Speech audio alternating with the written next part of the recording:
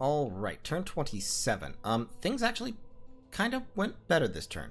I am a fan. So, first of all, there was a battle in Good Old Woods. We were trying to send a few forces to intercept this fort construction in an effort to stop it.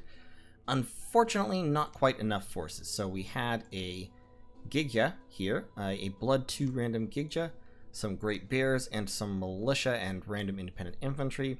And the province defense, it looks like, was just probably too strong.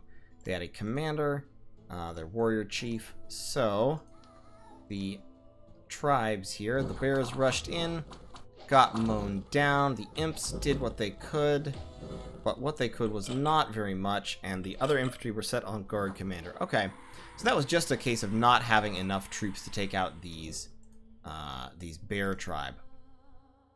Unfortunate. Oh well, so Ulm did manage to get their palisade completed, which is a bummer. This army here has grown. It has not grown by as much as I would have expected, but they do have their Uhura of the Waters. Oh, actually it did, because there were about 100 units here before. Yeah, that's fine. Battle in Dumna. Niflheim charged out a bunch of units and got wiped. I don't remember having discussed this. I'm not sure why exactly this would have been done. We can see, so yeah, the Eagle King has a bunch of gems. The area Seraphs actually do not have gems, so it looks like they probably do not. Yeah, the Uhura of the Waters is, of course, generating water gems, but it looks like they probably don't have a... that is their gem battery. This area Seraph is carrying a whole ton of air gems. And doling them out. Doling out what he wants to use for the battle. So he just hasn't given these guys gems. Okay. So Jagdkrut is the air gem battery. And then only the Eagle Kings have air gems. And these folks have water gems, which they're using to summon water, in this case, /ice elementals. Okay. And then they're summoning storm power and spamming lots and lots of thunder strikes, which is, of course, very dangerous. Okay. So that's what they're doing. Fine. We can handle that, probably. In Roka, they put more province defense than I had anticipated, and I bounced. So I hadn't expected them to have put this much province defense in a province that they've just raided away and weren't expecting to hold. But this province does have really good province defense because it has heavy cavalry and then light cav, so fair enough. Fair play to you. They got in, did their damage. My ogres and Heeled infantry held up as best they could, but as best they could was not much because this is the crappy Heeled infantry. This is not the hoplites, this is the Ekdromos. They actually still came close. Yeah, if those had been hoplites, they would have won it. Oh well. I cast a whole bunch of reanimation. Fabiano the Great Bull has claimed the Throne of War, and we got a Boots of the Messenger from Arcos of Folly. Now, in Dry Fields, we charged in. This happened exactly as I had hoped. First of all, we took out Baratos' province defense. Then, we fought Saramasha. I'm not going to show this battle because we've seen these battles before. This was a battle between Punchmaster and a Inari Communion spamming skeletons, and this time he won outright. So he was not routed. He didn't fail any morale checks, partially because this was in my domain. So he had the blessing, which means he was regenerating even harder, and he never took any appreciable damage. As a consequence, he was able to cut through the skeleton spam. Once the Communion Masters were routed, the skeletons disintegrated, and then he was able to rush forward, and he actually killed 8 of the Inaris before they could recover from being Communion slaves. So when Communion Masters run off the field, Communion slaves take a huge hit of fatigue, and they have to wait for that to go away before they can retreat. And so my Punchmaster General was able to get to them before they had recovered, and he killed 8 out of the 18. Which is fantastic. So that is... Actually, let's look at that real quick. If I recall... Yeah, 145. So that's 1,000 gold in mages. Gone for no damage whatsoever to Punchmaster. Fantastic. And we've now proven to Saramasha that they cannot stop taking us seriously. That their Inaris are in fact vulnerable to Punchmaster, and as a consequence, he can roam as he pleases, pretty much. Not that I intend to roam entirely as I please, but you know, you get the point. Demukos is going to push forward to maintain the siege, while Punchmaster actually advances. We were also helped here by the fact that these two provinces were both taken by independent attacks from the Throne of Gaia this turn. And as a consequence, I think some of the Inaris died retreating into these provinces, because that says about 7. So that makes me think that there probably are less than the 10. Some of them scattered, went to these provinces and died from the independent attacks, which is also fantastic. Now, Periphas, I kind of want Periphas to try and assassinate somebody. The problem is, the people that he would try to assassinate here are Inaris, and trying to assassinate Death 2 mages with melee dudes is a bad idea, because they will summon skeletons at you, and when they summon skeletons, your guy will end up entangled fighting skeletons for actually a long time. Now, Periphas can kill a skeleton per hit, but that means every cast of Horde skeletons costs him 5 rounds to cut through. Or, well, in his case, actually, since he attacks twice, in his case, it would be 3 rounds. But he has encumbrance 9. So that builds up almost 30 encumbrance, those 3 rounds. And then, in that time, they'll have cast Horde of Skeletons again. So then, 6 rounds later, he's cut through 2 packs of Horde of Skeletons, assuming that he hits every attack, which isn't necessarily true. Call it 11 or 12 rounds. Or, not even, I'm sorry, I'm losing my mind. Call it 7 or 8 rounds. In that time, they'll have woken up and cast Horde of Skeletons a 3rd time, and so on and so forth. You see how it goes. And if you ever retreat, then you die.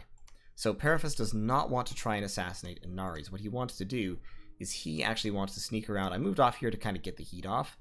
I'll probably move back in and assassinate another Baratian mage. But there's a single Inari out there as well. Yeah, assassinating Inaris is just not viable without some of the items to let you summon helpers of your own. Or like Flying Shoes, so you can zip to the back and stab the Inari right off the bat. So yeah, Periphas is going to go back here. That'll be fine. Punchmaster is going here in order to intercept these guys if they try to retreat through this province. The Nephil Giants will be advancing along with Demukos. Demukos' army only has about 42 siege strength, so we won't be able to besiege this fort down. But we are pumping out more troops, and so we will send them, we'll trickle them forward as well. Got a few people calling Disciple. Orestes is actually going to search for magic sites for right now, because I've only searched for Air 1, so he'll search for Air 2. A few people calling Disciple. We think we should be able to get Kirby back this turn, so we should have our 3rd God chassis back, and then that will free up AI level Doom stacks to go and join the war as Kirby comes over to complete the destruction of Xibalba, which should be happening in a turn or 2. These Sauronation Cataphracts seem to be trying to get into the cookie jar over here, but they can't really deal with this army. I mean, 30 of them? No, not in any way. They might be able to trigger gem use, however, which would be a problem. So they're going to fight their way through these barbarians, and then we're going to have to stop them, probably with AI level Doom stacks. This guy is searching, that guy is searching. So we're keeping the site searching going. These guys are moving their troops with 78 siege strength up this way in order to help besiege dry fields. So we can definitely get some more of that going on. And next turn we'll move these troops out as well. We're not recruiting any mages up there because we don't have any cash money. We've got our first shock-resistant Polemarch Thug. So he's shock-resistant 25, which means even after he casts Iron Skin and kicks his protection up to about 23 or so, he will still have 20 shock resistant. He does regenerate because he has the Flask of Holy Water, which for us effectively functions as a ring of regeneration because of our bless. And it also gives him +1 morale, which is always nice. And so he will be casting Earth Power, Iron Skin, and Fire Shield, and then attacking rear. I'm not going to give him any Giganti Hoplites or anything because they would simply encourage him to rout from HP losses.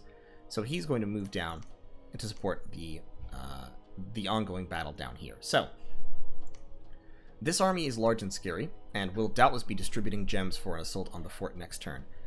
Niflheim is going to break siege with 1 Gigya, carrying some gems in order to trigger gem usage. And that Gigya will, as I said, will break siege and cast some spells and then try to retreat. Probably won't be able to get away, but they'll try. Then my army will move in, and my army is formed into a great huge lump.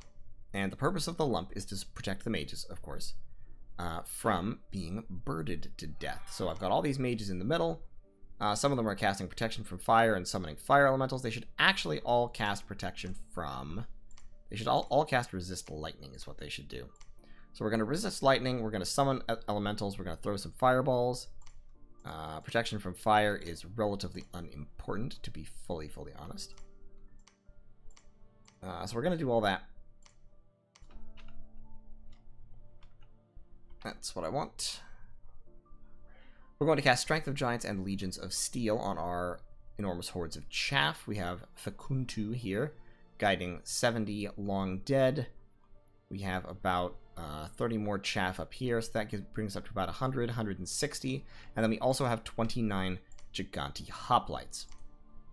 Well, it's actually 27 Giganti Hoplites and 2 Giganti Ekdromos, but we have 29 Gigantis leading the charge. Everybody is set to hold and attack flyers, so the goal here is that this huge mass is going to mass up around the mages. They'll start to summon elementals, which will be pushed to the outskirts of the formation, hopefully, since all the spaces will be full. And then they will, when the birds come in, they will have to land on the outskirts of the formation. They will be attacked by the elementals and the long dead, and then the Gigantes, who hopefully will not be surrounded, will be able to stab them to death effectively as they attempt to trample their way in, with the air elementals and such. Thunderstrike spam is concerning. Thunderstrike spam will do a lot of damage to this army, but unfortunately I don't have a really good... Well, I'm hoping... Here's what I'm hoping. What I'm hoping is that by doing this in the same turn that we're triggering gem usage, we'll be able to stop him from actually casting Storm, because it looks like he's rationing his gems, which is good, which makes good sense. But if he rations gems to his Eagle Kings, he might not ration enough to let them storm twice. So if we look at the Eagle King, this Eagle King has 5 gems. Well, he has 5 gems.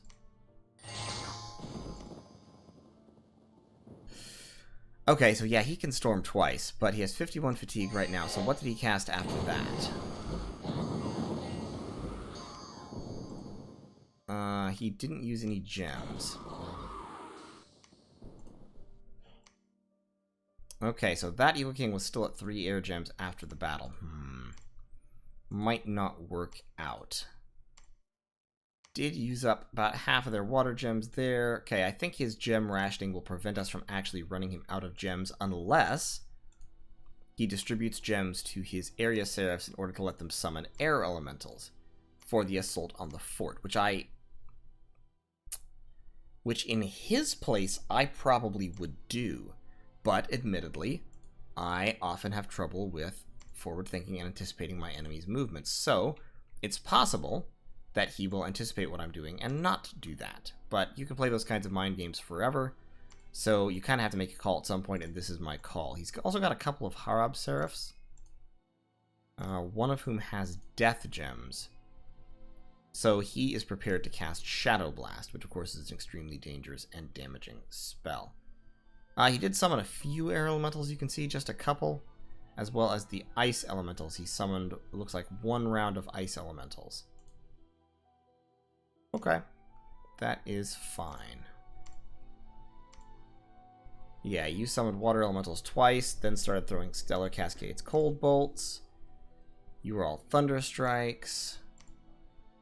Thunderstrikes. Thunderstrikes. Sermon of Courage.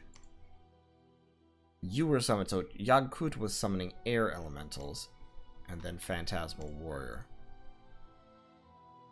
And he still has 1, 2, 3, 4, 5, 6, 7, 8, 9, 10, 11, 12, 13, 14, 15, 16, 17, 18, 19, 20, 21. He still has 21 gems. Okay, I think this will work. If my army moves in here after we've stripped off as many gems as we can from him, I think I'll be able to take him. But of course it is a gamble, and I could lose this entire army. If I lose this entire army, then we are going to be in a bad way. Also, my resources have gone down, and here it's because of the unrest. I'm not sure why it is in Mikone. You need to be patrolling. Unfortunately, I kind of hate that you need to be patrolling, but you do, because we need to reduce unrest. Let me take you off so I can put some defense back here.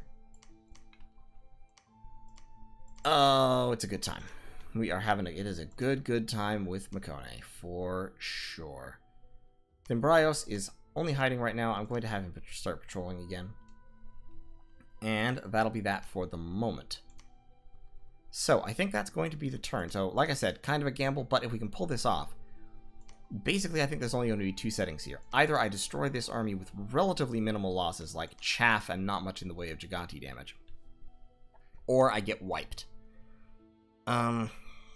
If I get wiped, hopefully I'll still do enough damage that Niflheim can retake it. However, that probably means I'll lose this fort to Ermor, who has formed a fairly large army of his own, albeit of much lower quality than mine since he doesn't have the Gigantes. But, little bit concerning. We'll see what happens. That is going to be the turn, and I'll see you all on turn 28. Take care. Oh, and of course, Xibalba is falling. Next turn, I think, is when the assault is happening. These troops are going to move in, and then they'll assault Xibalba. So, thanks for watching. I'll see you all in turn 28.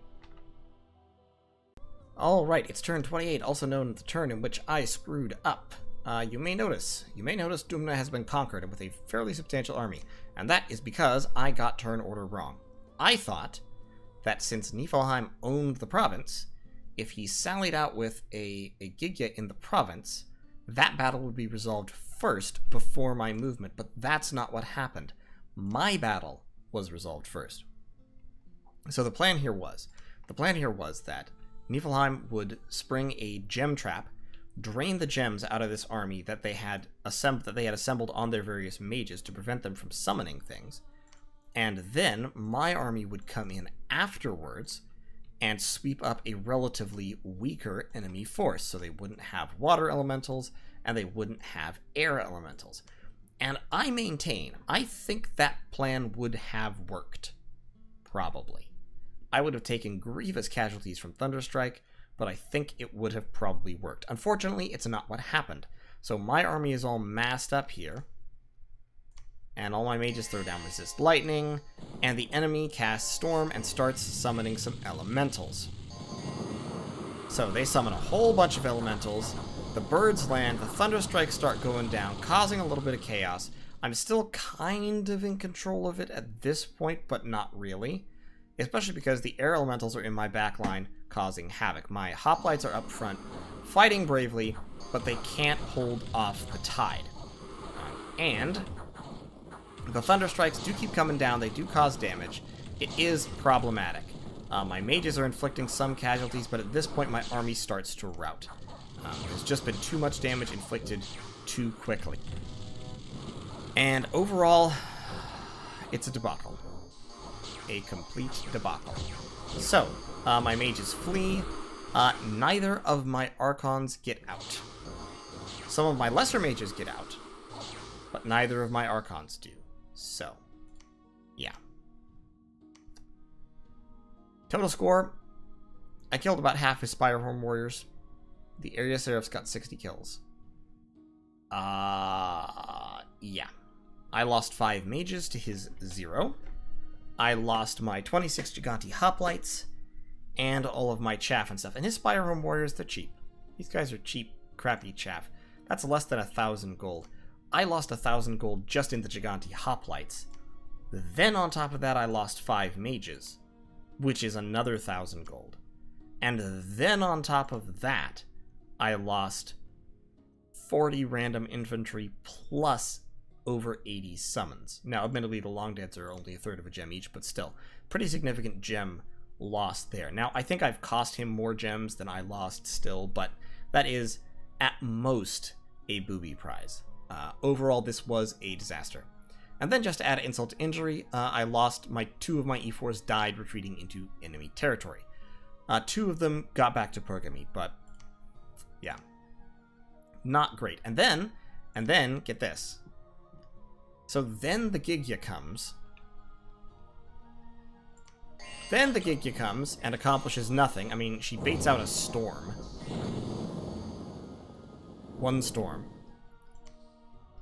And runs. Which is, I mean, okay. And then they attack the fort. And this battle is a fucking comedy because since they don't have gems, what they do is they spam Phantasmal Wolves. So they have some Thunder Strikes, a whole bunch of banishments. The skeletons basically get wrecked by the massed banishments from these three. The Ahuranis, who are all priests. And of course the area Seraphines are here as well, and the Eel King. So there's quite a bit of banishment. The relatively limited Skele spam here does get wrecked by the banishments, and then the Gigyas pretty much stop Skele spamming. They don't have any reinvigoration, they're not in a communion, so they can't spell spam hard enough. And now, the enemy are casting Ghost Wolves over and over and over again. And so all these Phantasmal Wolves charge into combat, and eventually, slowly, painfully slowly, the Ghost Wolves grind their way through the zombies and skeletons to attack the Gigya, and the Gigyas get eaten. So, it was all for naught. The fortress is lost. Bad crap happening. I don't like it. I'm not a fan. Lots of various events from the Throne of Gaia, which is okay, I guess. It was a bad turn. Not an unrecoverable turn. We're still in this. We can still fight, but... and I went over to World Pillar with Punchmaster, and I beat the Independents, and then they attacked me, and I killed their Cataphracts and a whole bunch of Skele spam, and the Inari retreated. So the Inari are down here. Punchmaster is going down to beat up on the Inari, because basically I have to send him south. I can no longer keep Punchmaster in this fight, which is really unfortunate because he was the biggest part of what was keeping us in this fight. Now, timing-wise, I think this basically works because AI level Doomstacks is about to be freed up, and assuming that Arcos of Folly can win this fight, cross your fingers, knock on wood, which I think he should be able to. I think he's got it. Then we will have Xibalba's capital, with its population and income and gems and all. Or rather, Arcos of Folly will. And those armies will then be freed up to attack Baratos and Saramatia. So that should provide a tipping point. We should be able to manage it. We've got our Dominion in dry fields, so we should be making the place cold, especially as it fades away from summer, and so these Nephil Giants should, in the cold, be powerful enough to hold off the demon summons, the Seir that are here. I'm also moving up more troops, combining more troops in order to get the siege strength necessary to break the fort, and that will be rad. Super, super rad. I've got Palas here. I've equipped him with shock resistance. I'm waiting to get him a weapon, which I kind of need to do. But I need 10 fire gems to do that. I will forge him a main gouge of parrying. That will be fine. So, I've also got Satnioes. I can't pronounce that name. This guy, who has a Mace of Eruption and a shield and the copper plate and the flask of holy water. So he's blessed. He's scripted to Earth Power, Iron Skin, and Fire Shield. Probably won't have time to get the Fire Shield off, but he is a combat caster, so he might. I've also got Priam, who's equipped with double weapons, a dragon helmet, and a black steel plate. So Sword of Sharpness, main gouge of parrying, dragon helmet, black steel plate. He's going to go in and try to assassinate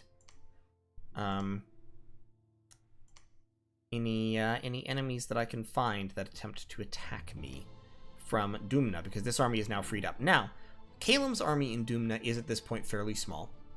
It's actually less than 40 units, and most of them are mages. Unfortunately, he's just captured a lab here, I believe. Yeah, he's just captured a lab there, so that's a problem. Niflheim does have Skele spam online, but of course, Skele spam is less effective than one would like against people who can Thunderstrike and summon air elementals. So, infinite Skele spam is an option, and it can overwhelm smaller forces. This force might be able to handle it. There's also, of course, this large Armorian army which moved into Dumna this turn. So, we have not fought them yet. We don't know exactly what they consist of. However, it is, as I said, a large army. Now, that army can probably be beaten by Skele spam, because their best trick at this point is also going to be Skele spam, and they don't Skele spam as well as Gigyas do. These two gentlemen are going to flee for their miserable lives. Yeah, flee for your miserable lives. Building up more hoplites here. Going back to recruiting Archons real quick, Pallas and Satniois combined with the Punchmaster are going to be my weapons of choice for attempting to defeat the enemy here. And like I said, my troops are going to go over here, and that'll be fine. Periphas is actually sneaking back to Iron Peaks because I don't want to try to... Actually, Periphas needs to sneak down south, probably. Let's sneak back to Iron Peaks and try to kill somebody else just one more time. I don't want to send him against Saramatia because the odds are he'll run into an Inari and try to assassinate an Inari, and then the Inari will cast skeletons at him until he dies, which is very, very possible. And I would hate to lose Periphas because he's really cool. So I'm not going to do that until and unless I have a good anti-skeleton countermeasure. Like, maybe I'll give him a charcoal shield. Maybe I'll give him flying shoes. Who knows? I may just kit Periphas out as the ultimate assassin, which would be kind of nifty. But overall, I think we're doing... up here, we're actually doing quite well. We're winning this war. Down here, we're not doing great. We're kind of losing this war at the moment. So we need to get a little bit harder, better, faster, stronger on this flank, which is why I'm sending Punchmaster down. And we'll get Punchmaster a copper plate, and we will make him immune to lightning damage, and it'll be rad, and he'll be great, and everything will be happy forever, and he'll kill all of our enemies, and we'll all have cake, and it'll be fantastic. We'll love it. You'll love it. I'll love it. That's what really is important here. I'll love it. I was hoping to start a fort here. I don't think I can do that. I would need to cut. What would I need to cut?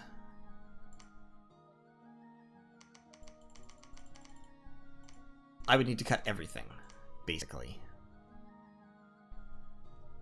And I desperately need to be recruiting E4s there. So let's not and say we did. Let's basically do that, and that'll be fine. Great. Just recruiting maximum Gigantes. Actually, I could recruit Gigante Ekdromos instead of... I need the Peltas down here for chaff purposes. Yeah, that wouldn't really help. Oh boy, we are in a little bit of a pickle. I mean, I'm going to be totally real about it here. This is a problem. Now, we've killed most of the birds, so most of what they have left is mages. However, they have more Spirehorn warriors down here, so they'll be jumping more troops in sometime soon. We'll see how it goes. I think we may have effectively bled this army to such an extent that it'll at least slow down the pain. Jeez. We paid so much to slow that army down because we're going about it so inefficiently. So I definitely need to get my shock-resistant thugs in here, start cracking some bird skulls with them. And up here, I think we're doing fine. Now, this is worrying. Baratos has started to summon storm demons, so that has to be stopped, like, immediately. Unfortunately, there, of course, is no good way to stop it. That does not involve, once again, shock-resistant thugs. But at least their blood slave income has to be limited. Because, like, they do not have much space to blood hunt in. So, we'll see. In any case, thanks for watching. I'll see you all in turn 29, where hopefully things will look a little bit better. I think they will. I think we're still doing okay. We just have to push this back. If we can push this back, we'll be back in better shape. Ulm is back on even keel, which is unfortunate, but I think we can manage it nonetheless, especially if my hope here is that we can get Mechlin to come in on our side. I'm not entirely sure about that, because this army is sort of like, what are you doing, Tianchi? Why is that here, huh? How come these guys are standing around? Like, what are you doing, man? But we'll see what happens. So, thanks for watching. See you in turn 29. Okay, turn 29. This turn went a lot better for us. Admittedly, my fort is under siege, and this fort is also under siege, but, on the other hand, this fort is likewise under siege, or rather under counter siege by Niflheim, who has sent a very large Skelospam communion. We can actually look at that battle real quick, because this is an example of the Nifl Turbo Communion in action. So, the Turbo Communion works like this. You have Jotun werewolves, which are actually Scrati in werewolf form, as communion slaves. As werewolves, they have 10% regeneration. You give them Shrouds of the Battle Saint, carrying your Regeneration Bless, so now they have 20% regeneration and are regenerating 11 hit points a turn. And then you cast Personal Regeneration, which gives them 5 more, so now they're regenerating 16 hit points a turn. Since Spell Fatigue translates directly into damage when you're at over 200 fatigue, what this effectively means is 16 people can cast a spell, so long as that spell costs less than 50 fatigue to the Jotun Werewolf all told. And as long as there's only 16 of them, all that damage will be regenerated every round. It doesn't matter. So long as there are fewer than 16 and they're not all casting massive battlefield enchantments, it really doesn't matter. The Jotun Werewolf will live. The Jotun Werewolves will slowly accumulate afflictions, but they won't die. Now, this one wasn't perfectly done, which is fine because, well, it's a new player playing this, playing Niflheim, and frankly, I don't have all that much experience with Turbo Communions either, but you can see how this works. These Gigyas are each just crapping out an incredible, absurd quantity of skeletons. They're all effectively Death 2 or Death 3. The Jotun Werewolves are already up to 200 fatigue, however, that 30% regeneration means, watch. So there goes the regeneration, and they're just regenerating through it. Now, there's actually slightly too many Gigyas here. If I've counted, there's 18, and worse, some of the werewolves do not have shrouds. And so their regeneration is only 20%, which means they're only regenerating 11 hit points per turn. So they are actually dying. And one of them actually does die during this. You can see there. Yep, one of them goes right there.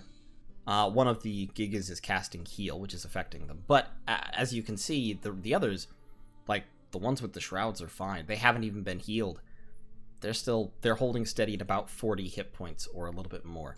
So they're doing fine. It's only the unshrouded ones that were in trouble. And, yeah, just an absurd quantity of skeletons in a very short order. Nobody Skella spams like Niflheim does.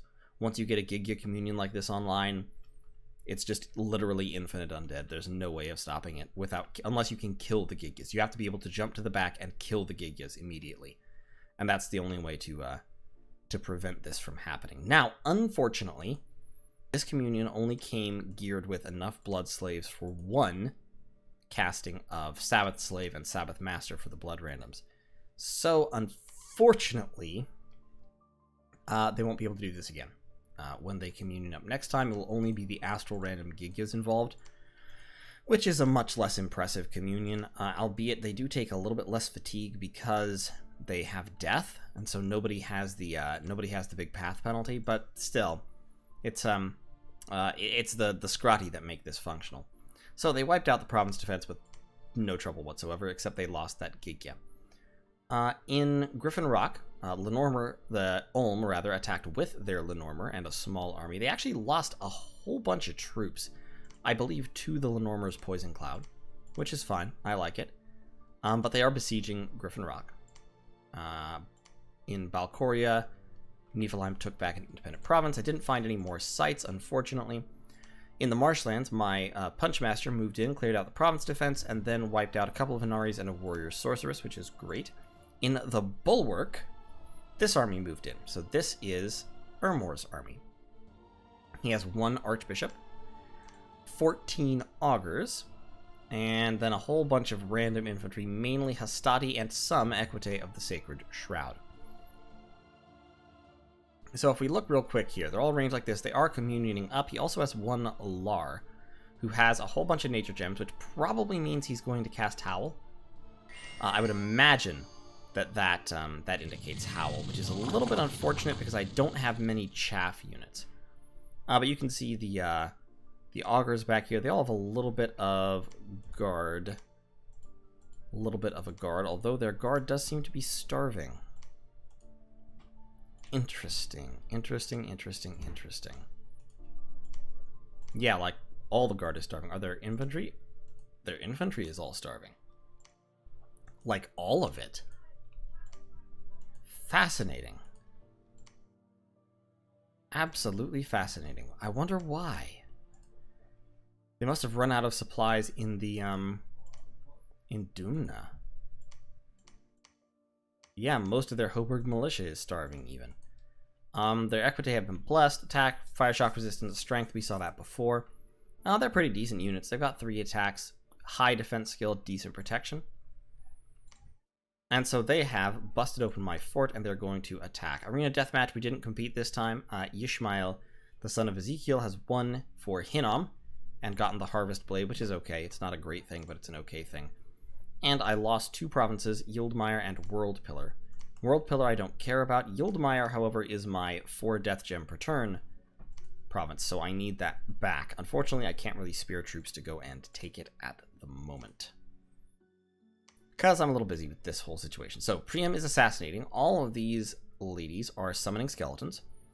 And this guy, whose name I still cannot pronounce, is summoning 1 Fire Drake. When the enemy attack, I'll be lined up like this. I have a big blob of about 100 skeletons that will surge forward to block the pass. I will summon Lesser Earth Elementals with each of these ladies. And this guy will buff himself up, go into combat. Priam is going to try to assassinate one of the augurs beforehand, which hopefully will screw things up. He might be able to get the Lar. Although if he hits the Lar, the Lar is probably going to cast Swarm. But you know what? Worst case scenario, he costs them a whole bunch of gems, which is fine.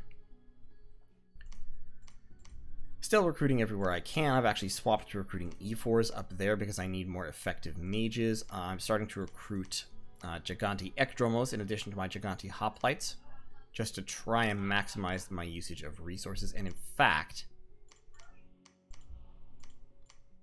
I might recruit Disco Boluses as well.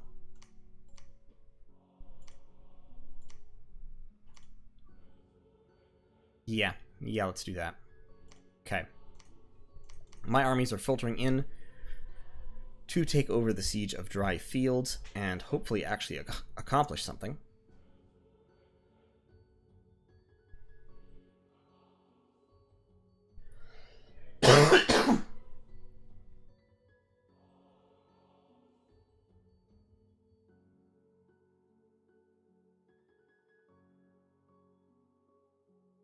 And since we have now proven to Saramesha that we can defeat his Inari communions, I anticipate he'll be a little bit more defensive, which is fine. Gonna get these troops in there, like I said. Try to break down the walls here. Punchmaster is actually falling back. He's going to clear these Earth Elementals, swing back around, pick up Boots of the Messenger, which Palas is currently wearing for no real apparent reason, and move down towards the south, where I definitely and desperately need help. Lytos needs to forge me another flask of holy water. He's going to keep forging those for a while. I'm recruiting an Archon this turn. I'm out of Earth Gems, and I'm out of Fire Gems, and I'm even out of Air Gems. So mainly just researching. I'm not really forging any gear at the moment, which is fine. Just fine. And we're gathering another small army right here. Only 13 Gigantes and a few Helots this time, but hopefully if I can hold the Bulwark, which I may be able to do, I might be able to hold this.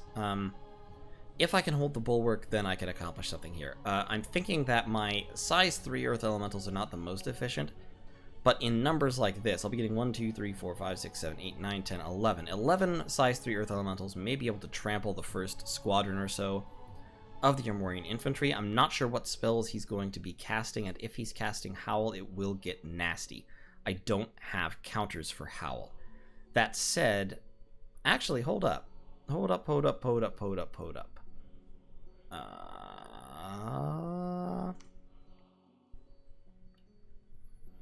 Because to cast Howl, you have to be...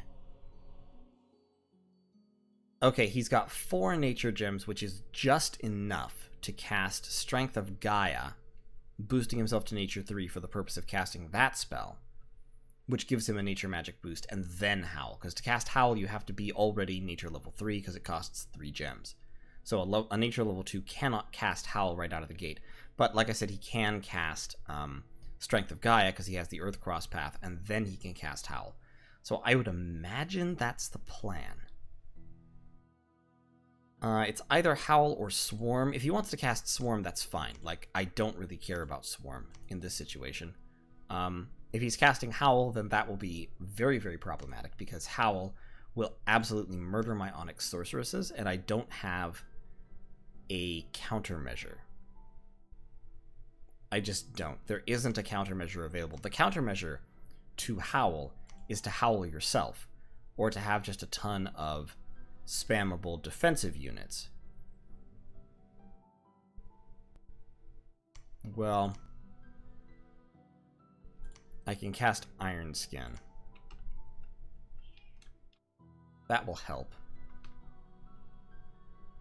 It will mean the wolves struggle to kill my mages here, and so it will take longer. I don't know what that thumping noise was, so if you heard that, don't worry about it. I'm sure it's fine. Up north, however, here's the big news of the turn. We took Xibalba. Or more specifically, Arco took Xibalba. So, big ol' squad of chariots right up front, big ol' squad of Kardachis in the middle, big ol' squad of Peltasts in the back, more Kardachis, and a large group of Wind Riders, including several Wind Lords, some of whom are lucky. We've got some mages over on this flank, mages over on that flank, and inside Xibalba we have, once again, a whole bunch of summons.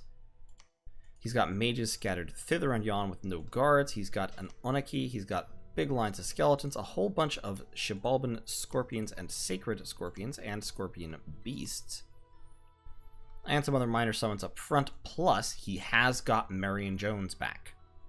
So the Hunbalam has returned in the nick of time, and he's got his little jaguar babies with him. So, let's see how this one went.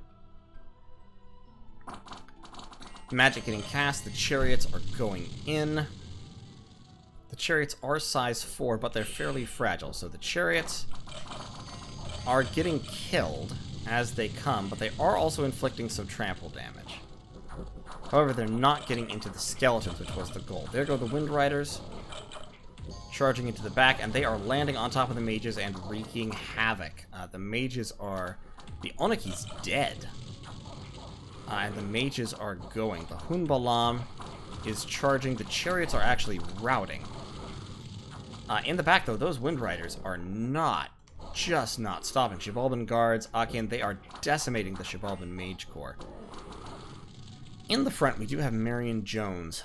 Fortunately, since, of course, Victor Conti is dead, the actual important aspects of the Blessed don't exist. The only aspect he has is cold resistance from the throne.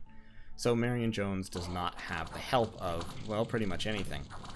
Fire elementals are phasing through the walls to attack the scorpions and skeletons from the flanks. So it's a big ol' messy fight at the front, but the Kardachis are slowly pushing their way through with the help of the fire elementals. In the back, the Wind Riders have cleaned up almost all of the mages. Only this Akin and that Akin exist still. And the Wind Riders are finishing them off as well. Marion Jones is on fire and has a never healing wound, being assaulted by fire elementals in a big way, and of course also surrounded by Kardachis, so his hit points are going down rapidly. The Kardachis are now routing en masse, but the Peltasts are ready to continue the fight, and the fire elementals are doing a bang-up job. In the back, the Wind Riders have routed, but they killed all but one of the enemy Magi, so that is honestly kind of okay. Marion Jones is almost dead. The Kardachis have now almost entirely routed, but Marion Jones has died, and Buprasian, the chariot commander, charges in to save the day and rout the final few units of Xibalbas. This Akin might technically survive, but then he's going to retreat and die during the retreat. Yep, there he goes. So, that was that.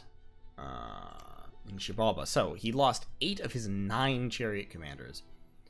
2 Wind Lords, 1 archer out of 5, about a third, more than a third of his Kardachis, almost all of his chariots, although they did do more damage than they took. Which is good, considering that they're expensive. Whole bunch of Peltasts and over half of his Wind Riders, but those Wind Riders were crucial. Those Wind Riders swooped in and stomped Xibalba's Mage Corps. This is exactly why it's always risky to have unguarded mages in the backline. You try to avoid it if you can. But, yeah. So Xibalba is now officially dead. Marion Jones, the ruler of Xibalba, has been permanently vanquished. So, that means that Arcoscephale's armies are now free to swing over here and basically take over this war. Arcocephale can can fight Baratos and also Sauromatia. Now, Baratos is summoning quite a few Storm Demons, which is worrying, but we can manage it. We can handle it. We can deal with it. And that means that I don't feel too bad about bringing Punchmaster back down here to stymie this assault. He still needs his copper plate. He still needs his boots of the messenger to make him fast again, but that will be relatively easy to get. Next turn I'll forge the copper plate, and I already have a set of boots of the messenger waiting. And so then he will form the cornerstone of our efforts to push back the enemy along this line. The only one of them that could potentially be dangerous is Ulm, because Ulm's troops hit so hard. But we can handle it. We can absolutely handle it with Punchmaster on our side. Punchmaster the Great, Punchmaster the Inevitable, Punchmaster the Ineffable, Punchmaster the Indefeatable, as we have seen. So, that will be that. Now, where did Periphas is hiding here? That's right, he's going to assassinate a guy. And then move on. This I'm not a huge fan of, but it's mostly slaves, so I'm not sure what this army is even doing here, really. An Ivy King has taken Monarch Woods. Was that one of our provinces? Yes, Monarch Woods was one of ours. So, I won't be too surprised if Mictlan tries to take this province, especially because that province was also hit. I won't be too surprised, but I will be angered, and we'll have to engage in some harsh diplomacy there. I really don't want them to attack us. Right now, we're kind of clawing our way back. We're kind of fighting our way out of a stalemate right now, and we're still in trouble down here a little bit, so the last thing I want is them jumping on us as well. But I have faith. I think Niflheim and I can do it. We're just going to have to change our tactics a little bit. I do have full-size elementals at this point, Conjuration level 5, so while I'm thinking about it, I don't have the gems really, but I'm going to send these guys all with the army as well. And Thune. Maybe not Thune. Yes, and Thune. And we'll give him our fire gem. So, that is going to be the plan for this turn, and we'll see how things work out. Do need to take this province back, like I said. Punchmaster is going to take several turns getting back. He'll need to go back to Makone to pick up his gear, and then he'll be able to fight. Hopefully I'll win this battle. I don't know if I will, but even if I don't, I should inflict enough damage that I can handle it. Actually, I need to talk to Niflheim. It's nearly the turn timer. I don't think I have time. Shoot. Oh, dear. Okay. Yeah, it's almost the turn timer. I left this too late. I'll talk to Niflheim real quick and see if I can get him to move over there. He might be able to take it. If he has a scout carrying blood slaves, he might be able to take it, but I don't know if he does. I'll talk to him. In any case, I'm not going to plan on it. I'm going to plan on having to fight this battle and probably lose, but we'll see. We'll see how it goes. And in the meantime, I will see you in turn 30. Thanks for watching.